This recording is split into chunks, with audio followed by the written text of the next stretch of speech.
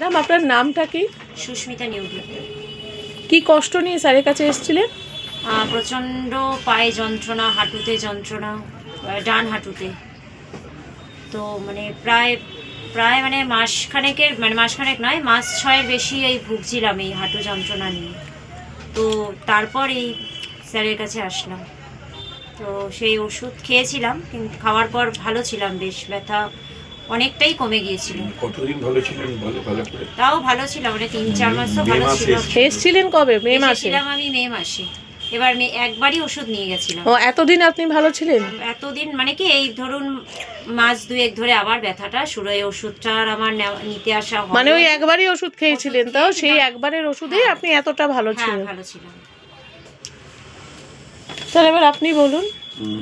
পেশেন্টের নাম হচ্ছে সুস্মিতা নিয়োগী।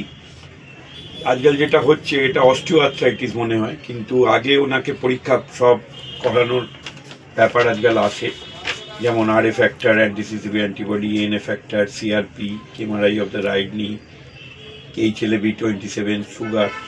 কিন্তু একটু ইনটিউশন দেখে ক্লিনিক্যালি সাধারণ মানুষের পক্ষে এত পরীক্ষা করানো সম্ভব নয়। দরকার হলে অবশ্যই করাতে হবে, আমরাও সেটা জানি পরীক্ষাগুলো করানো, কিন্তু এই ক্ষেত্রে আমি কোনো পরীক্ষা করাইও নি এবং ভবিষ্যতে করাবেও না।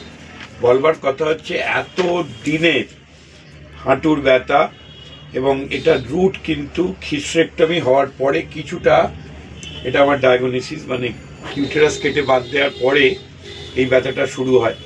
কিন্তু যেটা বলার দরকার, অভাবনীয়ভাবে মে মাসে মেডিসিনটা দেওয়া ছিল, যেখানে প্রতিদিন পেনকিলার খেতে হচ্ছে, এক্সারসাইজ করতে হচ্ছে, ক্যালসিয়াম খেতে হচ্ছে, ভিটামিন ডি খেতে হচ্ছে, এবং আজকাল সব ইঞ্জেকশন বেরিয়েছে প্রচুর দামি, সেগুলো লোককে নিতে হচ্ছে, আলটিমেটলি রেগুলার ট্রিটমেন্ট করতে হচ্ছে। সেখানে একবারই 18/5/2024 মেডিসিন দেওয়া ছিল, সেটা ছিল ল্যাকেসিস 0/2। কথাটা হচ্ছে এই যে ভালো ছিল সেটা কনফার্ম। সুতরাং কি করে ভালো হলো, সেটা হচ্ছে একদম ছোটবেলা থেকে উনার mental, physical, social, environmental, genetical history নেওয়া হলো, এবং যা যা দরকার আরও ক্যারেক্টারিস্টিক সিমটমস, মায়াজেম, সবার উপর ভিত্তি করে মেনলি যেটা জেনেটিক ফ্যাক্টর এবং আর্লি স্টেজে উনার মেন্টাল, ফিজিক্যাল সিমটমস এবং ইমিউনিটি ট্রিগার আপ করার যে প্রসেস, সেটাকে ধরার জন্য উনি এতদিন ব্যথা থেকে কমপ্লিটলি ভালো ছিলেন। সেটা একটা রেকর্ড বলে আমি মনে করি। আজকে আবার মেডিসিন দিলে উনি যতদিন ভালো থাকবেন আর আসতে হবে না। Thank you.